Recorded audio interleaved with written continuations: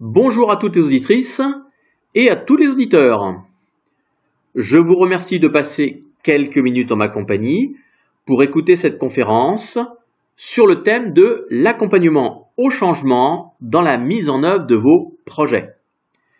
Manager et chef de projet, vous avez probablement déjà vécu la difficulté de faire adhérer les personnes concernées à un projet. Ce peut être les futurs utilisateurs d'un nouveau logiciel informatique, les managers pour un nouveau processus d'entretien annuel d'appréciation par exemple, des commerciaux impactés par une nouvelle stratégie de vente ou les collaborateurs touchés par une fusion d'équipe ou d'entreprise. Vous rencontrez l'opposition de vos interlocuteurs qui donnent de la voix, freinent consciemment ou pas le projet. Encore un changement pour rien. Notre processus de facturation fonctionne très bien. Le logiciel actuel est bien plus simple. Ça va compliquer les choses, c'est tout. Ça va réduire nos primes. On est en train de se faire bouffer par le service maintenance. Notre job va être moins intéressant. Vous passez alors une énergie considérable à convaincre les opposants au projet avec plus ou moins de succès, probablement pas suffisamment, en regard du temps consacré. Nous sommes tous convaincus que l'accompagnement au changement est indispensable, mais d'un point de vue pratique, nous ne savons pas comment procéder. Cette conférence vise à proposer une méthode dite de stratégie des alliés, permettant d'accompagner le changement. Elle s'appuie sur les travaux de Jean-Christian Fauvet sur la sociodynamique et sur mon expérience personnelle. Pour ceux qui ne me suivent pas régulièrement, je me présente en quelques mots. Je suis coach et formateur dans les domaines du management, de la performance individuelle et collective, de la communication. Tout ce qui touche à la relation à soi et aux autres. Je connais parfaitement l'univers de l'entreprise pour y avoir travaillé plus de 20 ans. J'interviens dans les PME, l'industrie, les services, le médico-social, le secteur associatif, les collectivités territoriales. J'accompagne également les particuliers dans toutes les problématiques à caractère personnel ou professionnel et tout ce qui touche à l'estime de soi. Je fais également de l'enseignement dans les domaines économiques et l'administration des entreprises. La sociodynamique place au cœur du changement les personnes concernées par le projet et non pas le contenu du projet en lui-même. Qu'est-ce que j'entends par les personnes concernées par un projet ? Ce sont tout d'abord les personnes qui vont être directement touchées par le projet, impactées par la mise en œuvre du nouveau processus métier, de la nouvelle stratégie de vente, du nouveau logiciel déployé, etc. C'est le gros des troupes, et pas forcément ceux qui font le plus de bruit. Ce peut être aussi les groupes de pouvoir ou les groupes de pression dans l'entreprise, les syndicats, le comité d'entreprise, le CHSCT, le comité de direction. Ce peut être également des personnes internes à l'organisation qui perçoivent à travers ce projet un intérêt ou un risque personnel. Le responsable de l'organisation, le sponsor du projet, certains directeurs ou managers. Les intérêts ou les risques peuvent être divers. Certains plutôt liés au contenu. Exemple, le directeur informatique voit un intérêt personnel à sortir de son périmètre une activité secondaire et chronophage. D'autres essentiellement liés au succès ou à l'échec du projet, indépendamment du contenu. Exemple, le responsable de la production souhaite voir échouer un projet qui ne le concerne pas directement, mais qui mettrait le responsable commercial en position favorable pour intégrer le comité de direction. Toute ressemblance avec des faits réels ne serait que pure coïncidence, bien évidemment. Et nous venons de ne citer ici que des acteurs internes à l'organisation. Des acteurs externes à l'organisation peuvent être impactés. Exemple, des fournisseurs touchés par un nouveau processus d'appel d'offres.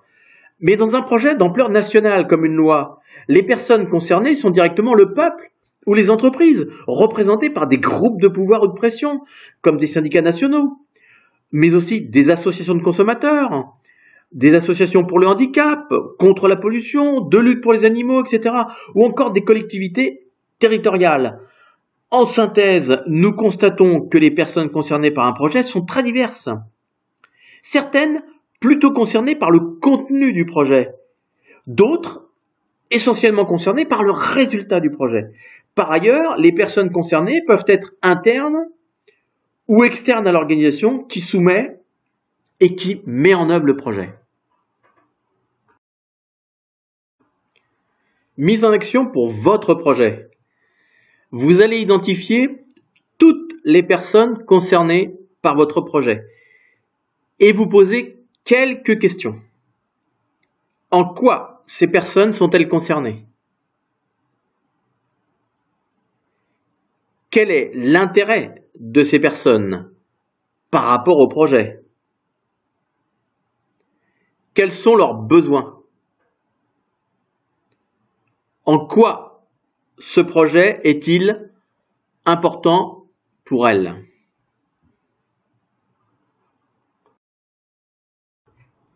Ceci étant clarifié, nous réduisons trop souvent les personnes concernées par un projet en deux catégories. Celles qui sont pour le projet et celles qui sont contre.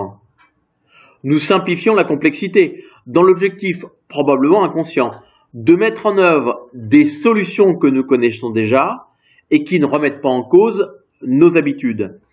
Mais force est de constater que la réalité est bien plus complexe que cela.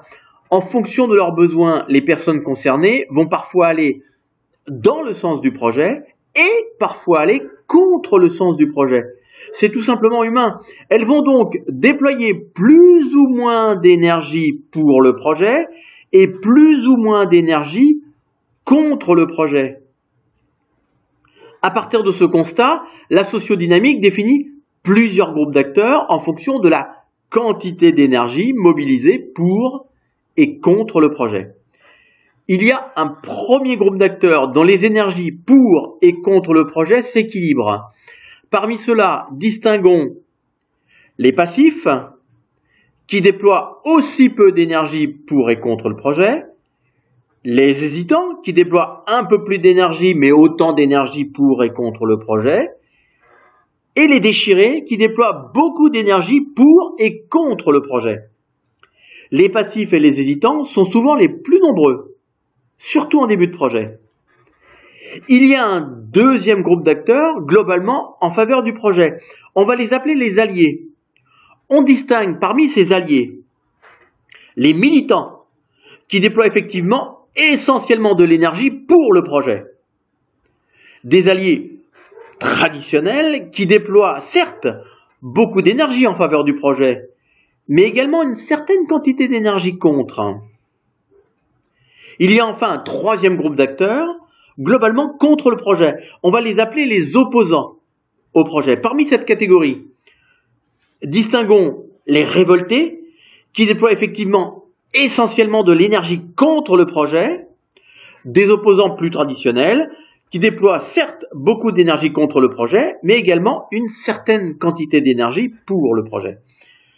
La notion d'allié ou d'opposant à un projet est donc bien plus large en sociodynamique. Le fait de déployer une certaine énergie pour ou contre le projet ne préjuge pas forcément du positionnement de cet acteur comme allié ou opposant au projet. C'est le différentiel entre les énergies pour et contre le projet qui compte. Mise en action pour votre projet. Pour chacune des personnes concernées et à partir des éléments que vous avez déjà recueillis. Identifiez le groupe dans lequel chaque personne se situe à ce stade du projet. Estimez ensuite l'évolution probable des groupes si rien n'est fait pour les accompagner. Qu'est-ce que vous en déduisez?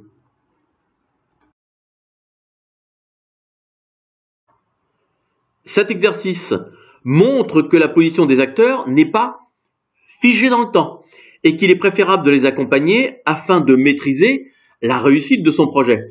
Le travail de l'équipe projet est donc de faire évoluer les positions des acteurs dans le sens souhaité, c'est-à-dire d'une part de faire grossir les rangs des alliés et d'autre part de contenir le nombre des opposants au projet. L'objectif étant clarifié, comment faire? La démarche d'accompagnement de l'équipe projet doit être spécifique à chacun des groupes d'acteurs définis. Chaque groupe a effectivement des besoins différents qu'il est important de satisfaire. Je vous propose dans la suite une lecture des caractéristiques propres à chacun de ces groupes, permettant d'envisager une démarche adaptée. Les passifs sont souvent nombreux, mais peu visibles et peu bruyants. Ils ne se sentent pas concernés par le projet, par manque d'information peut-être, par manque de volonté de s'informer également. Ils ne veulent pas dépenser d'énergie sur un sujet sur lequel ils ont le sentiment qu'ils ne peuvent pas peser. Ils n'accordent leur confiance ni aux alliés, ni aux opposants, ni même à l'équipe projet. Les passifs ont une position plutôt stable, mais ils font toutefois peser un risque sur le projet, dans la mesure où ils vont pencher naturellement vers le groupe qu'ils perçoivent comme le plus fort, sinon le plus bruyant. Étant donné leur niveau d'énergie faible, il ne faut guère espérer les faire basculer en masse vers le groupe des alliés. L'enjeu est surtout de contenir leur énergie contre le projet. Inutile donc de chercher à les convaincre. Il est préférable, avec ce groupe, d'expliquer le projet de manière transparente, honnête, juste, avec ses avantages, mais sans chercher à nier les inconvénients ou les difficultés, surtout s'ils y sont confrontés. Évitez également de présenter les opposants au projet comme des conservateurs, car l'immobilisme convient assez bien aux passifs. Ce serait leur ouvrir la porte vers l'opposition.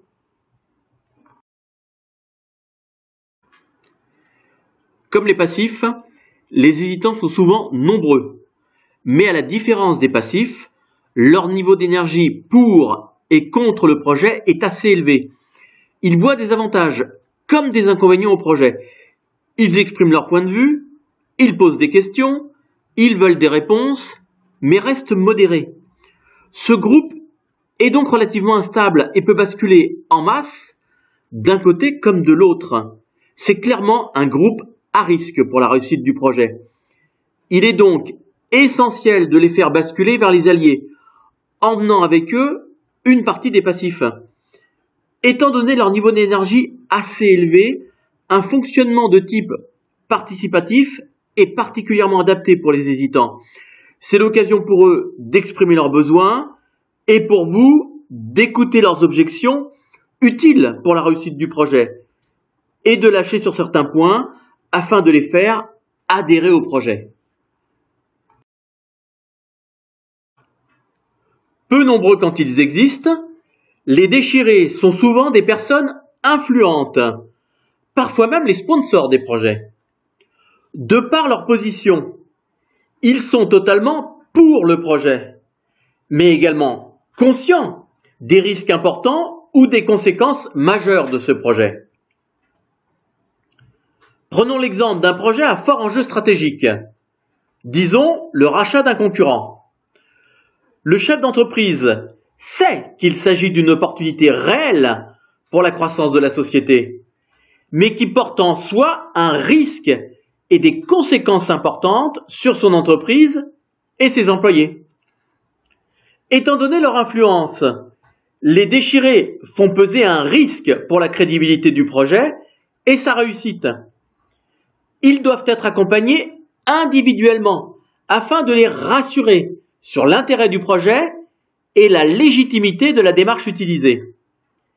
Il est également utile d'accompagner leur communication afin d'éviter que leurs doutes transpirent dans l'organisation. Les militants sont rarement nombreux au début du projet. Ils adhèrent totalement au projet et le font nettement savoir, au point parfois de manquer de sens critique. C'est leur limite. Ils développent autour d'eux de la confiance en faveur du projet, de l'espoir, de l'optimisme et communiquent leur enthousiasme. Ils sont donc essentiels à la réussite du projet. Il est important de s'appuyer sur les militants afin qu'ils se sentent valorisés et utiles pour le projet. La réussite du projet doit également être la leur. Ils seront par ailleurs ravis d'y participer car ils débordent d'énergie positive. Inutile de passer du temps à les convaincre, ils le sont déjà. Confiez-leur des tâches à réaliser. Réunissez-les, chauffez-les afin que leur optimisme se diffuse naturellement au-delà de leur rang. Comme les militants, les alliés plus traditionnels adhèrent nettement au projet. Ils ont compris les enjeux et sont favorables à sa réussite. Mais contrairement aux militants, ils adoptent une position plus modérée. Ils ont conscience des inconvénients et des points faibles du projet. Ce sont les acteurs clés du projet. C'est dans ce groupe que vous devez recruter votre équipe projet.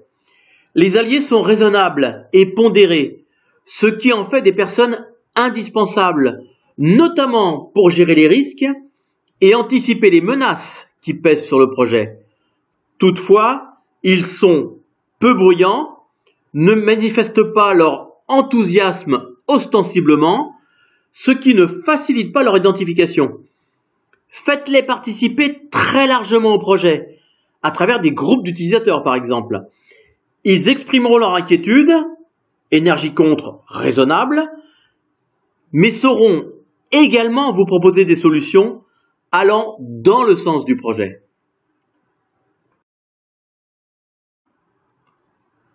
Quand il en existe, les révoltés sont très peu nombreux. Ils sont viscéralement contre le projet, sans aucune retenue. Ils sont prêts à tout, voire plus, pour faire échouer le projet. Ils communiquent bruyamment afin de faire partager leur total désaccord face au projet. Ils mettent systématiquement en avant les dangers, les risques majeurs, les conséquences désastreuses, quitte à être caricaturaux. C'est par ailleurs leur limite, car ils perdent naturellement en crédibilité vis-à-vis des autres groupes d'acteurs qui préfèrent rester à l'écart de positions trop extrémistes. Inutile de chercher à les convaincre, c'est peine perdue. Et plus vous passez de temps avec eux, plus vous leur donnez de la crédibilité. Au contraire, limitez le temps consacré au minimum. L'objectif est de les isoler. C'est ce que perdent de vue de nombreux hommes politiques au pouvoir qui, lors d'une proposition de loi par exemple, passent beaucoup de temps à combattre une poignée d'opposants extrémistes, leur donnant une crédibilité qu'ils n'avaient pas osé espérer. Et les réseaux sociaux n'ont fait qu'accélérer ce phénomène. Voyez par exemple les réactions épidermiques des ministres à travers des tweets tout à fait contre-productifs, donnant une importance inutile à des révoltés isolés. À l'opposé des alliés traditionnels, le groupe des opposants raisonnables est nettement contre le projet. Mais contrairement aux révoltés, ils adoptent une position plus modérée. Ils comprennent que le projet va apporter certains avantages, mais le poids des inconvénients est trop lourd de leur point de vue, ce qui fait clairement peser la balance du côté contre. La possibilité de les convaincre est par ailleurs assez mince. Ils font peser un risque sur leur projet, car leur pouvoir de séduction sur les hésitants est élevé. Il est effectivement plus facile de séduire par l'immobilisme que par le changement et l'inconnu. Ils peuvent donc faire basculer les hésitants et avec eux les passifs. La bonne nouvelle, c'est qu'ils ne se font pas entendre bruyamment et manifestent rarement leur opposition ostensiblement, sauf s'ils considèrent ne pas être compris ou pire encore, ne pas être écoutés. L'objectif est donc essentiellement de contenir cette catégorie d'acteurs. Il est alors nécessaire de montrer une certaine capacité d'écoute, de compréhension, sans chercher pour autant à convaincre. ni à négocier. Ne dépensez pas trop d'énergie avec les opposants, au risque de montrer aux alliés qu'il est préférable d'être opposant pour obtenir votre attention. Communiquez auprès d'eux sur les fondamentaux du projet afin de lever les on-dit, les perceptions, les croyances négatives mises en avant par les opposants. Mise en action pour votre projet. Pour chacun des groupes identifiés. Relevez la façon dont vous avez cherché à les accompagner jusqu'à maintenant. En quoi cet accompagnement permet-il ou pas d'atteindre votre objectif? Que devez-vous faire ou revoir dans votre accompagnement actuel?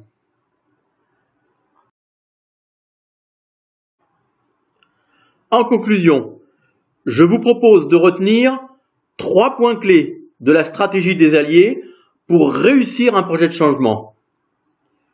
Premier point, placer au cœur du changement les personnes concernées par le projet et non pas le contenu du projet. Deuxième point, élargissez votre définition des alliés et des opposants au projet. La réalité est plus complexe. Les personnes concernées déploient plus ou moins d'énergie pour le projet et plus ou moins d'énergie contre le projet. Ce qui compte, c'est le différentiel des deux énergies. Dans cet esprit, un allié au projet est un acteur qui déploie plus d'énergie pour que d'énergie contre le projet. C'est l'inverse pour un opposant au projet. Troisième point, la réussite d'un projet de changement se construit avant tout avec les alliés, plus que contre les opposants. La prime d'attention de l'équipe projet revient donc aux alliés du projet. Dépensez 2/3 minimum de votre énergie avec les alliés, 1/3 maximum avec les opposants. Dans la pratique, c'est bien souvent l'inverse qui est fait. Tant est grande la tentation de s'occuper des acteurs les plus bruyants. Mais le message sous-jacent est alors qu'il est préférable d'être opposant au projet pour obtenir votre attention. C'est tout à fait contre-productif.